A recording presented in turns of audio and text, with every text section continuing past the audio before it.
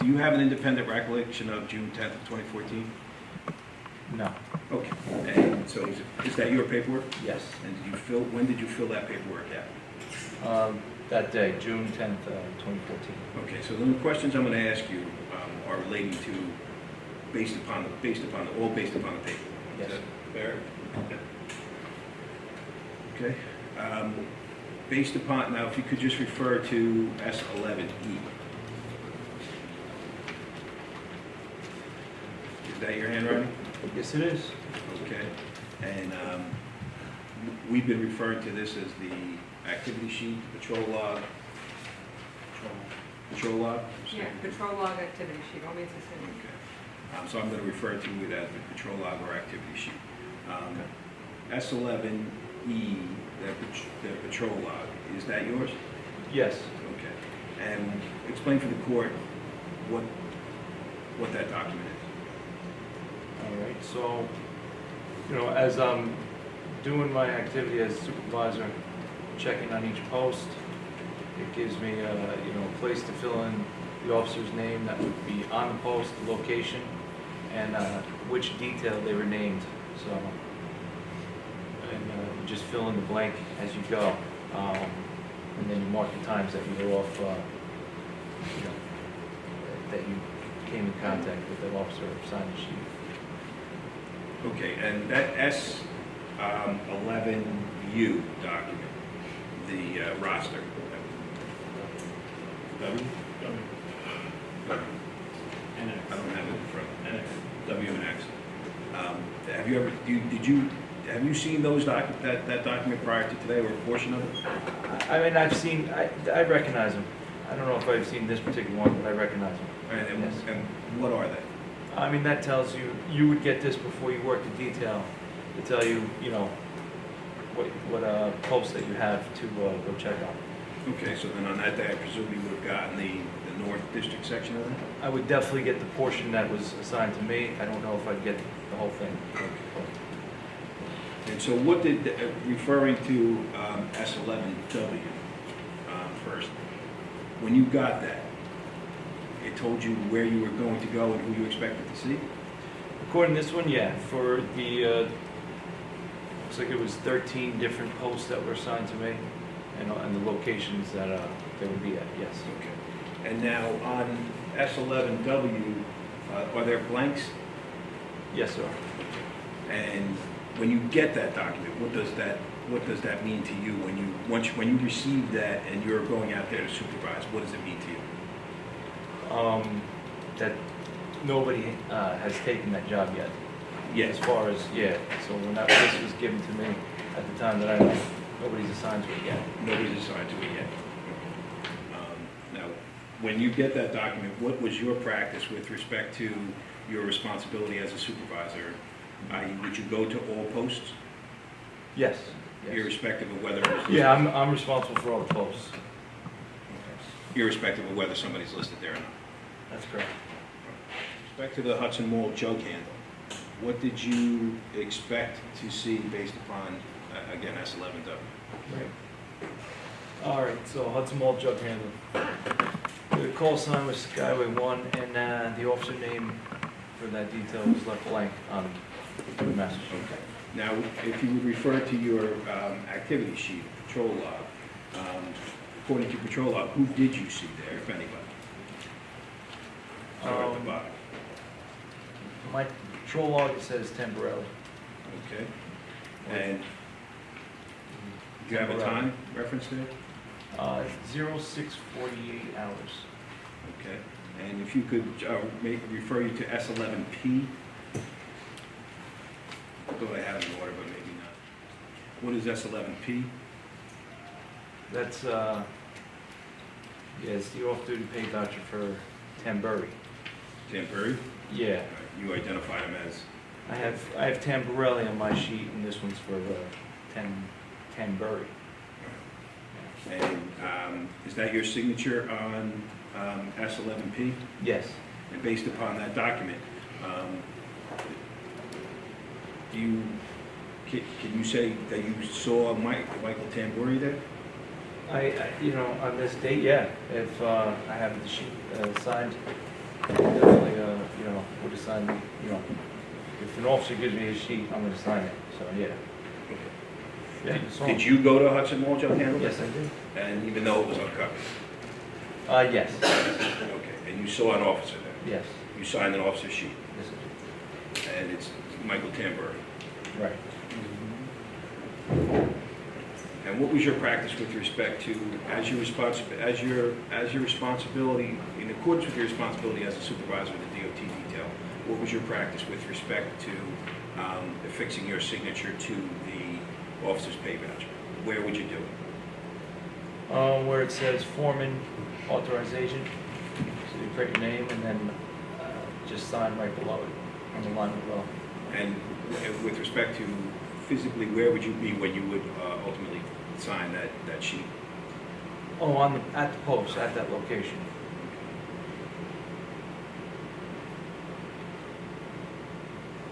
And when you affixed your signature to an officer's pay voucher, what were you attesting to with respect to, if anything, with respect to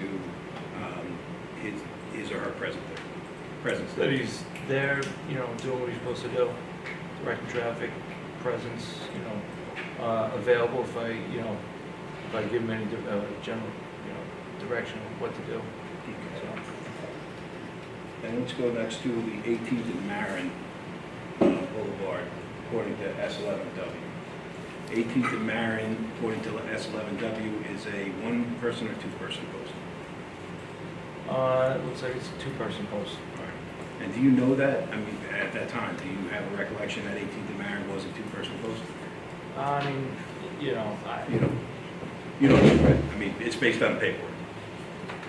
it sounds familiar to me, yeah, but you know, according to this, yes, it is. And according to the S11W, who did you expect to see at that two-person post? It was uncovered. Okay. Now, according to your patrol activity sheet, did you see anybody at 18th and Marin? Yes, I have Zambricki and Minicello. All right. And what time did you book them in? 0611 hours and 0612 hours. All right, and I just used a phrase, and I want to make sure you understand what I'm saying. Are you familiar with the concept of booking in an officer? Yes. All right, what does it mean? You put them in the patrol lot, or bulk, or, you know, whatnot. So you make a note when you saw them. S11F and S11G, what's S11F? That's pay voucher filled out by Tommy Zambricki. All right, do you know Zambricki? Yes. Okay, and is that your signature? Yes. Okay, and according to that document, where was Thomas Zambricki between 6 and 10 on June 10th? 18th of Marin. And you booked Zambricki in at 6:11. Yes. And S11G, same question, is that your signature? Yes, it is. Yeah, I'm just gonna. And from 18th of Marin, I'm gonna go down rather than go in order of the patrol sheet, I'm gonna just go in order of the roster. Going in order of the roster, S11W, in order of the roster. as opposed to this activity. That's correct. On, at Route 139 in Tunnelly, who did you expect to see according to S11W? Manuel. And? Is there an N? Manuel. Now, Yeah, I mean, Manuel's on the master sheet, and Is it a one-person post or a two-person post? 139 in Tunnelly. it's a two-man post, Manuel and Bobo. Okay, do you know Manuel and Bobo? Yes. Okay. And according to your patrol activity sheet, who did you see at 139 in Tunnelly? Manuel and Bobo. And what time, according to your patrol sheet, did you see them at 139 in Tunnelly? 0631. Okay.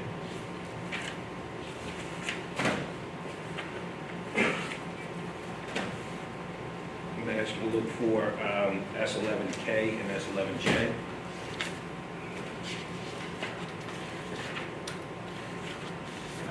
First, S11J, is that Yolanda Bobo's pay voucher? Yes, it is. Is that your signature on it?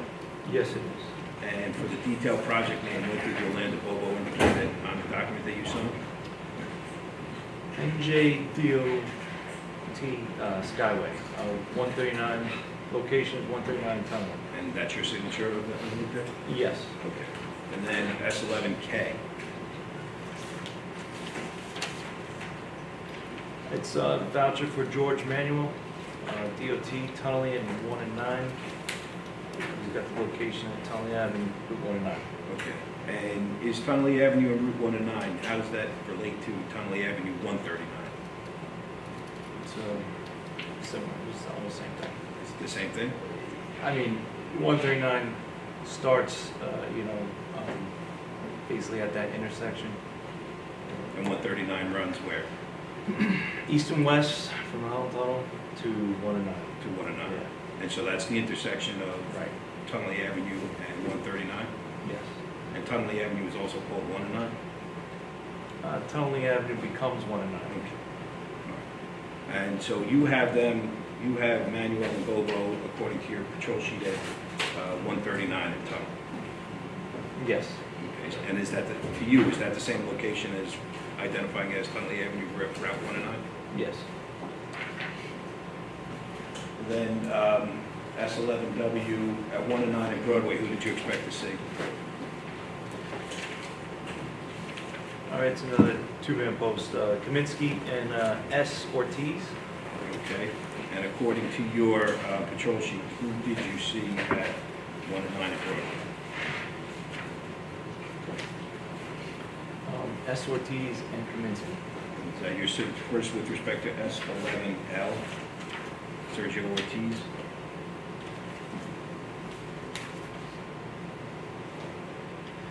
All right, S11L. Pay voucher for Sergio Ortiz. And for the detailed project name, what did, presumably, it's not your handwriting, right? No. Detailed project name, DOT Pulaski, And location? 1 and 9 in Broadway. And is that your signature? Yes, it is. And then S11M? What is that, pay voucher for? It's for Frank Kaminsky. And for detailed project name, what did Officer Kaminsky identify? NJDOT Skyway, And for location? Route 1 and 9 in Broadway. And what did you, is that your signature? Yes.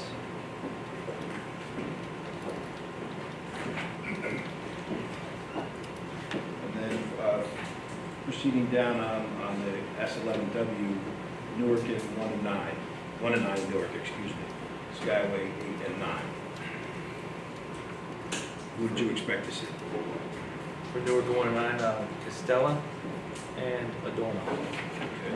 And according to your activity log patrol sheet, who did you see?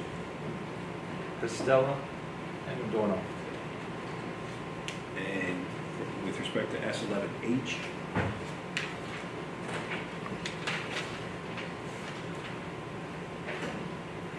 There's a pay voucher for Kenneth Costella. He's got the detailed project name, DOT Skyway Detail. There's a location, Newark Avenue 1 and 9. and that's your signature. Yes. And then for Adorno, S11I, Right, that's a pay voucher for Omar Adorno. Detailed project name, DOT Skyway Detail. The location is Route 1 and 9 in Newark Ave. and again, or Adorno identified the detailed project name specifically as DOT Skyway Detail, Yes. and then location is Route 1 and 9 in Newark. Yes. And that's your signature. Yes. And according to S11W, who did you expect to see at SIP and 1 and 9? All right, SIP 19, it's a two-man post, but on this sheet, it only has one officer assigned, Cyrus. Okay. And according to your patrol sheet, who did you see at SIP 109? Cyrus and Officer Tulo. Okay. First, I'll show you what's, if you would refer to what's been marked as S11N. I got it. Okay. What is S11N? It's a pay voucher for Anthony Tulo. Okay, do you know Anthony Tula? Yes. And is that your signature on S11N? Yes, it is. And for the detailed project name, what did Anthony Tulo identify? DOT Skyway Detail. And for the location, what did he identify? Route 109 and SIP Ave.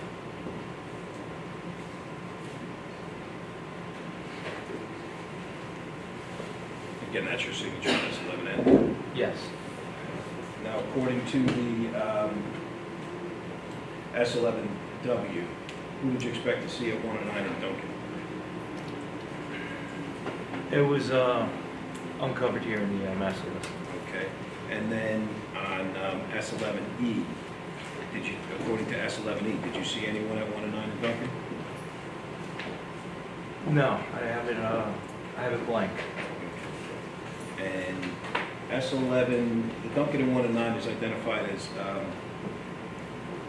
they have a call sign of Skyway 12 and 13, is that correct? Yes. And you have it uncovered on your patrol sheet? Yes, I Did you did. make any, I want you to refer back to S11D, your pay voucher for that day? I did that. Okay. Under the notes section, did you make any notations with respect to Duncan and 109? Yes, under the notes section, it says, only 2 posts uncovered, Duncan and 109. Is that consistent with your patrol sheet? It's consistent with all the paperwork, yes. It says S11A. What is S11A? There's a pay voucher for Michael Maetti. Do you know Michael Miami? Yes. Would you recognize Michael Miami? Yes.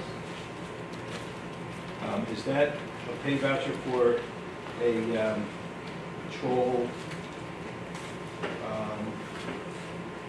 I'm sorry, a pay voucher for a Skyway detail that you were scheduled to supervise? Yes, it was. Okay, and what post is that? It's the Duncan and Route 109. And you had Duncan and Route 109 is uncovered? Yes, I did. Does that tell you, based upon your paperwork, do you know whether you went to Duncan and 109 that day? Yes, I did. And you marked it as uncovered? Yes. Now, according to the times on your paperwork, you booked the first officer in on your patrol activity sheet at what time? 06:11 hours? Okay. And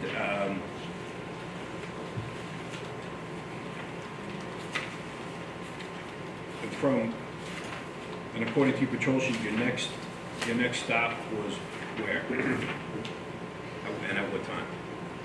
I mean, there was one stop, 18th and Marin, at both those officers. I had 06:11 for Zimbricky, 06:12.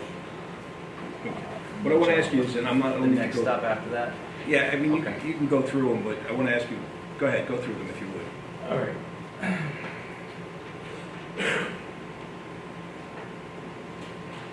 So it's 06:25 hours. I have Newark and 1 and 9, Costello and Adorno. And at 06:31 hours, I have 139 Tony. I got Bobo and Manuel. Okay. 06:34 hours, Broadway 1 and 9, S. Ortiz. 06:36 hours, I have Kaminsky at 1 and 9 Broadway.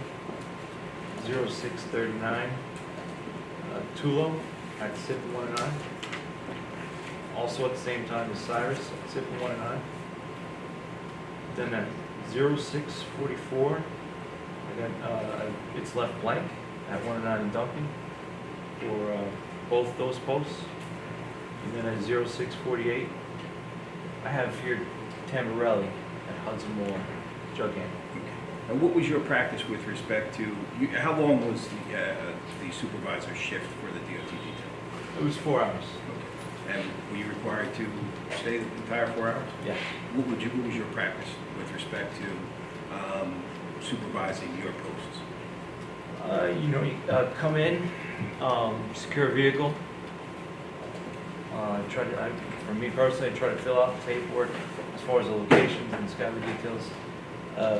Try to fill in the blanks with the names that I was given, and then head out to the post to make sure people are on the post. Okay. And then, with respect to making sure people were on the post, how many times would you visit each post during the course of a normal shift? I mean, I couldn't tell you. I know, I remember, to my memories, going up and down 109.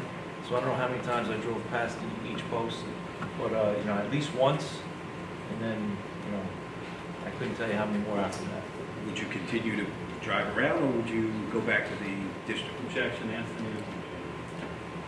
No. For the most part, yeah, I would drive around a little bit and see if there's any traffic. And then if it was all clear, yeah, I'd come back and complete the paperwork. Okay. And how long would you stay out in patrol? It depends on which day it is. I mean, you can't, the traffic, there's no rhyme or reason to do traffic out here.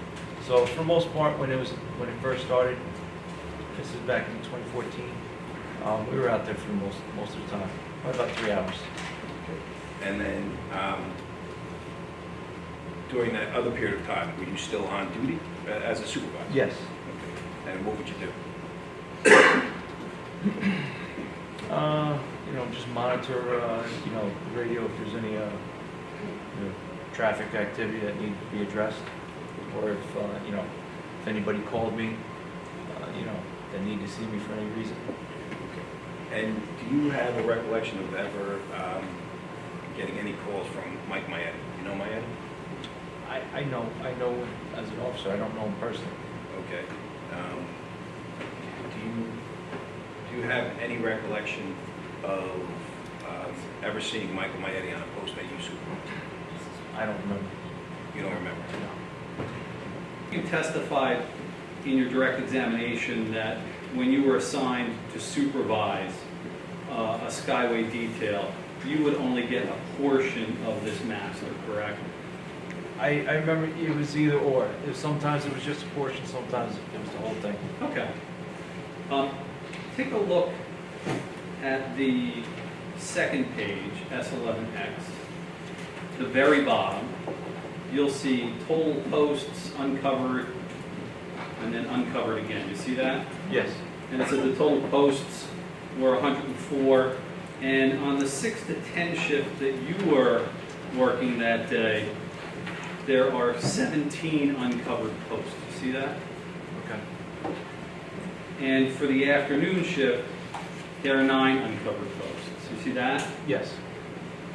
Was it common when you got these master sheets to see a number of open posts? The blanks of the postal covered? Yes. Yes. Now, I understand that you were supervising in the morning in the north, and that officers filled in some of those open posts.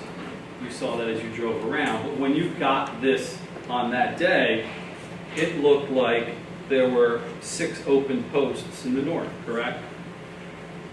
Yes. And that's out of 13, so almost half were listed as open at that time. Yes. And when you got that sheet, you saw that there were that many open posts. I would imagine, strike that. What did that say to you when you saw that many open posts and you were about to go out and do your job in supervising that you were at the district?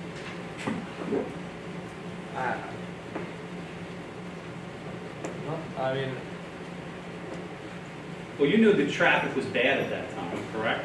Yes. As a result of the project? Right. And if there were open posts, it would be reasonable to assume that if you didn't have officers manning those posts and pulling traffic, that it could be an especially bad traffic day, correct? It could be, yes.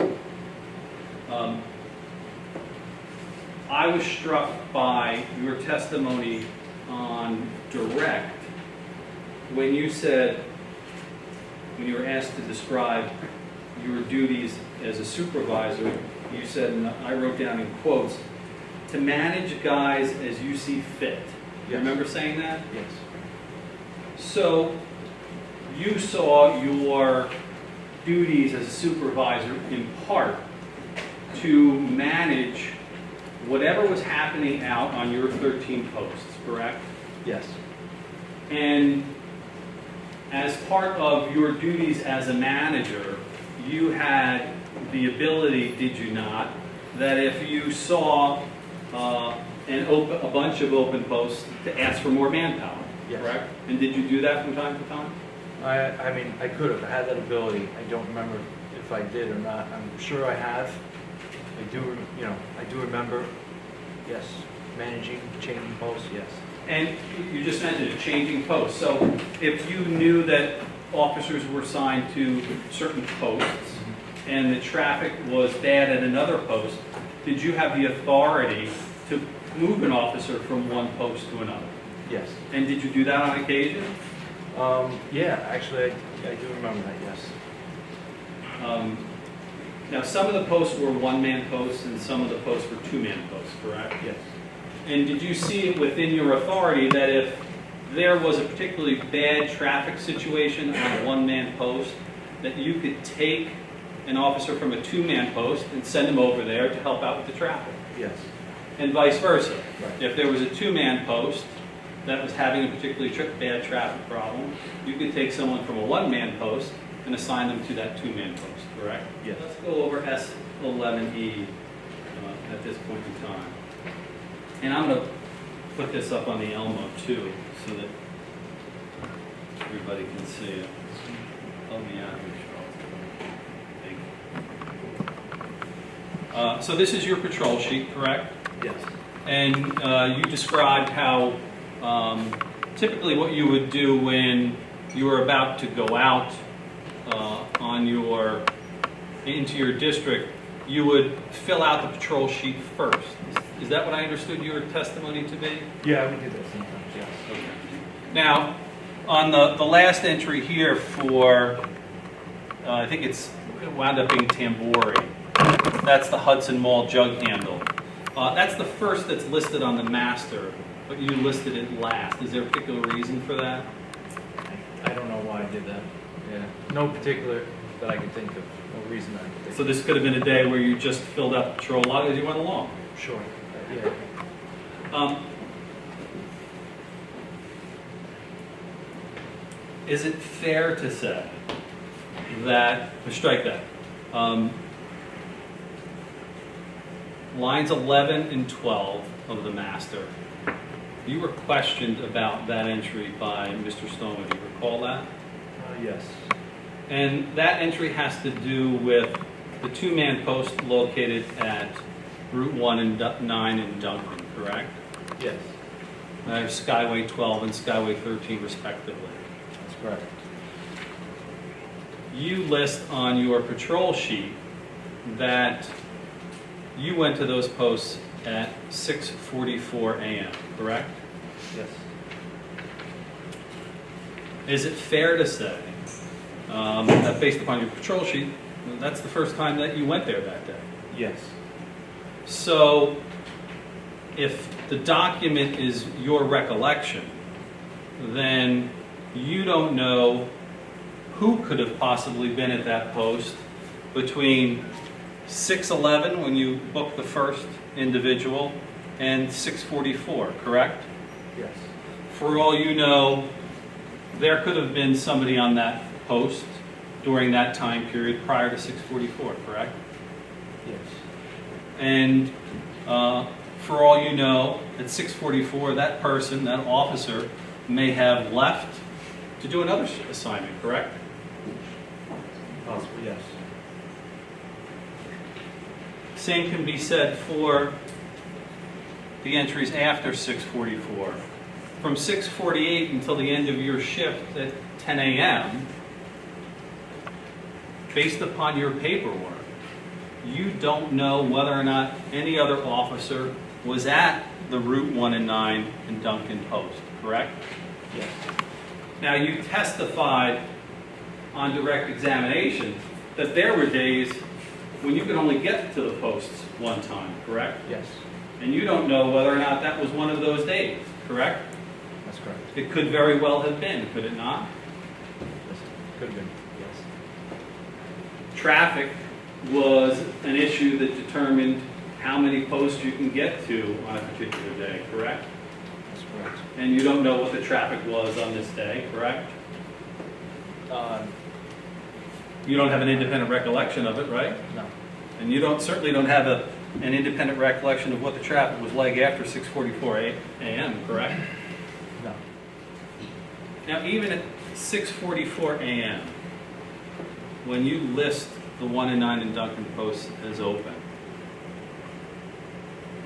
as you sit here today, you don't know whether or not there may have been an officer on that post at 6:44, at 6:43, and he left to go to the bathroom, correct? Or he was called away briefly to address a situation nearby the post, but wasn't there when you actually went by at 6:44 a.m., correct? Yes, that's correct. Officer Santiago, do you recall ever running into a situation where, when you as a supervisor had somebody else sign a voucher for you? I don't recall any specific incident, but yes, that surely happened over the course of, my career here. I was working off duties, yes. And what could have caused that to happen? There's a lot of reasons. Well, You know. could traffic have been a situation where you just couldn't get to a post because there was so much traffic that day? There's a lot of reasons why. Maybe the officer had a late arrest, didn't get there until, whenever he got there, and then never reached out to the supervisor to get a sheet signed. Could have missed him. He could have been off in the bathroom somewhere, off post. There's a lot of reasons that could have happened. Absolutely. That's a voucher for an Edwin Nazario from July the 22nd, 2014 for the 6 to 10 a.m. shift for Grand and Monmouth. Do you see that? Yes. And the following 2 pages are the master list for that day. Do you see it? Yes. Now, the master list for July the 22nd, if you look at the end, has even more uncovered posts than the master list we just went over. There's 35 uncovered posts for that morning, correct? Yes. Now, you're assigned to the East District, according to the master? Yes. And even in the East District, there are a number of open posts, correct? Yes. Now, according to the master, you were assigned to supervise Officer Nazario that day, correct? Yes, sir. And you expected him to be at Grand and Monmouth, according to the master list, and that corresponds with his pay voucher. You see that? Yes. Now, take a look at his pay voucher. And do you see the signature area? Yes. Now, that's not your signature, is it? No. That's, if I'm reading it right, it printed, it's Donald Bale. Do you know who Donald Bale is? No, I don't recall. Do you know if Donald Bale is a police officer or is employed by the police department? I believe he might have been a retired detective. If that's the same one. Okay. Okay. Bless you. Thank you. So, this is an example of one of those situations where, although you were supervisor that day, there might have been some reason why you couldn't have gotten to that post and somebody else signs on your behalf, correct? Correct. Do you recall ever having a situation where you couldn't get to a post and you called up the officer on the post, either by radio or by phone, and contacted them, confirmed that they were at the post, said, I can't get to you, you signed the voucher, you signed my name to the voucher, and I'll be good with that. I mean, I don't know if I don't recall ever specifically letting somebody sign for me, but I do remember having phone conversations like, oh yeah, I was here, and I couldn't meet up with you.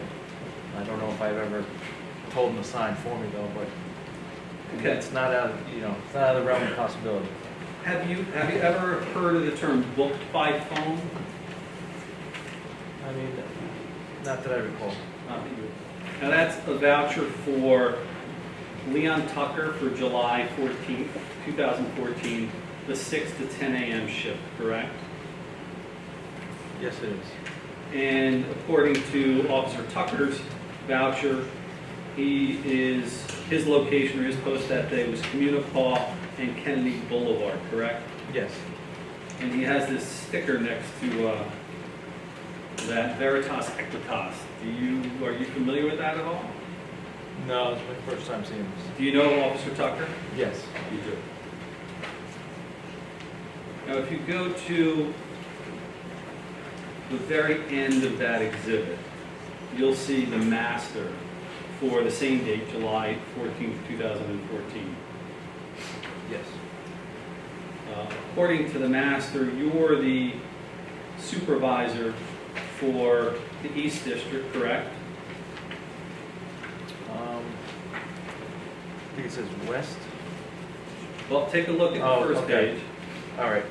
Yes. Okay. First page, yeah. And you're ahead of me. You were also supervisor that day for the West District, correct? Yes. So, on that day, not only were there open posts, but there was a need, there weren't enough supervisors to cover all the districts, correct? Yes. So you got the privilege of doing 2 districts that day, correct? Yes. Like the other masters that I've showed you, there are a number of uncovered posts. According to this master, in the morning there were 19 uncovered posts, correct?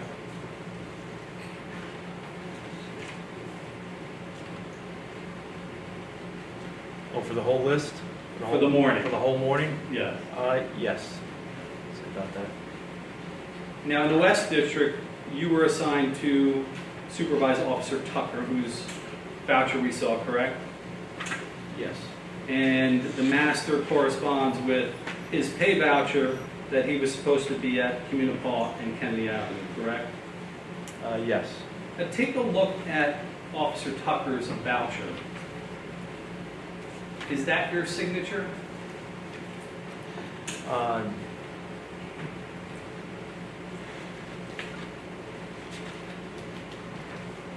No, it's not my signature.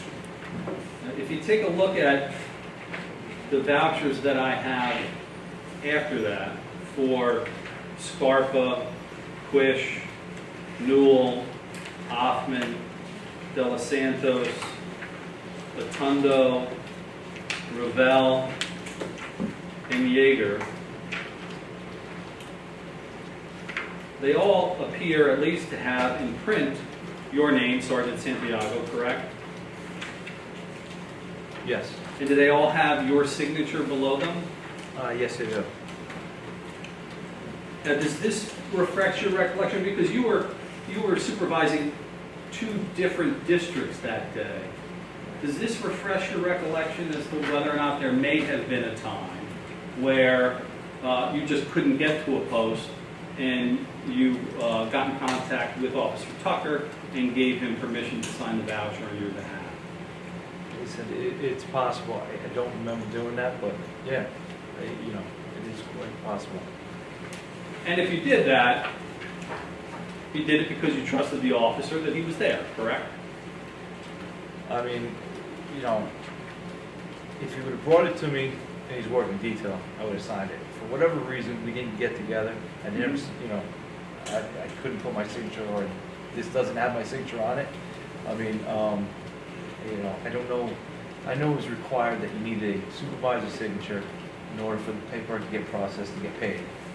So I mean, you know, if it's me working in detail, I want to make sure I get a supervisor's signature. Like I said, I don't know whose signature that is. I don't know if it's supervisor or not, so You just know it's not your it's signature. not mine. Because the process, as you understand it, is Right. you've got to go to the post and you've got to sign, correct? Right, and then you want your paperwork handed in with, you know, a supervisor's signature. This is the same date as the last voucher we took a look at. It's July 14th, correct? Yes, it is. And the officer's voucher is for P. Egan. Do you know Officer Egan? Yes. And according to Officer Egan's voucher, he's going to be he was listed to work at Communipaw and Park, correct?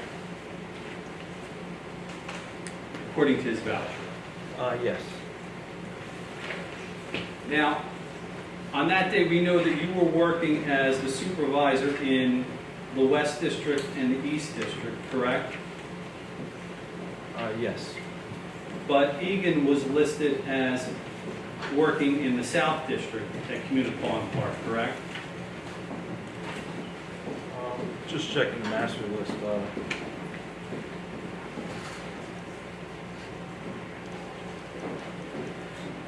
According to a sheet, yeah, Community Park. And according to the master, if you look at the first line under the South District, that corresponds with his voucher, correct?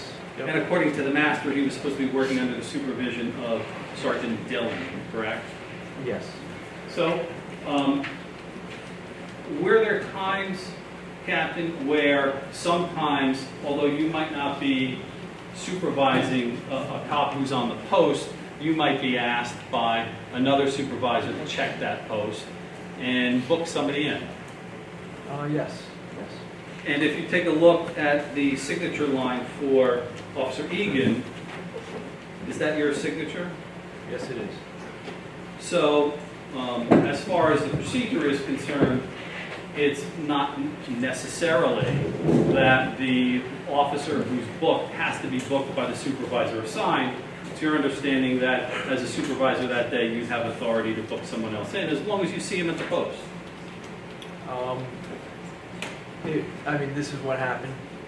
You know, it was, I think at this time it was, you know, as long as it got signed, I know they've got the rules or general orders got a little more particular as to who can sign and whatnot, but, I mean, in general, you do want the supervisor signed to your details, to sign your sheet, but, yeah, I think at this time it was somewhat accepted that you could have a supervisor sign a sheet.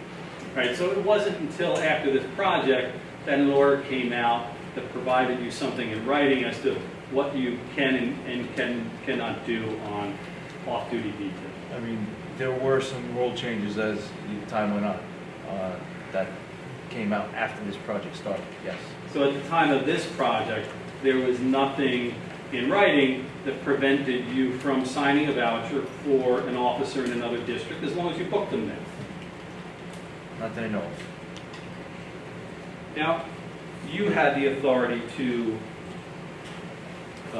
sign vouchers for people you supervised, correct? Yes. You testified earlier that Joseph Askeles was the Skyway commander for the project, correct? Yes. And as Skyway commander, you would agree that he too had the authority to sign an officer's voucher, correct? Yes. I have nothing further. One, you indicated that sometimes you change posts. Yes. Okay, so the paperwork might indicate, when I say the paperwork, the master log / roster sheet, the activity sheet / patrol log, the voucher might indicate one intersection, but the officer may either at the beginning, halfway through, towards the end, be signed somewhere else, correct? Yes. Okay. Did you think you were breaking any laws by doing that? No, you were addressing traffic issues, correct? This was a big traffic fiasco as a result of the Skyway being closed down, Yes. correct? How long you worked in the city? 20 years. 20 years. First time that road ever closed, right? Skyway? permanently, the first time they closed it for years on end? I mean, yeah. Right? Created all kinds of traffic problems everywhere, correct? So, just, you did not understand your mission to be wed to this paperwork as opposed to, right, did you understand your mission to be wed to this paperwork or to try and alleviate traffic issues? It's traffic control. Okay, and you used your experience and your authority to try and do that, correct? Yes, sir. All right. The other thing I just wanted to ask you about briefly was, you were asked questions on direct testimony about the selection of these positions, these jobs. Recall that? Yes. Job, pick board or job picks, okay. And you indicated, if I'm not mistaken, that on the roster slash master list, pre-printed one, the 13 posts in the 4 districts, 52 in the morning and 52 in the afternoon, that, in your words, patrol officers had first pick, Yes. right? Because there were times when supervisors could go in and get empty slots later on after pick was over, right? Yes. Okay. But patrol officers had the first pick, correct? Yes. All right, now, why did you say that? Let's say job picks were on Tuesday morning, after it was done, that list of jobs that were picked and whatever was empty, like I said, was either put out in the districts, and then, you know, anybody who didn't make the picks, or supervisors were able to look at it and put their names on into those open positions. Okay. That's a perfect answer to a very elaborate question I asked. Let me be more specific. Why specifically did you understand patrol officers to get the first pick, get the first shot at it? I have no understanding of why. Was it a union thing? I don't know. You don't I know? don't know the question, the answer to those questions as to why officers, as far as not everybody, but I that's the way it understand. was. But just to be clear then, your understanding from your observations, 20 years on the job, was that when it came time to fill those posts, officers had the first opportunity to fill those posts, and then if there were vacancies after the fact, then a supervisor could get it, correct? And whether it would be union issues or some other directive or anything else, you're not familiar exactly what that cause that was? No. Okay, thank you.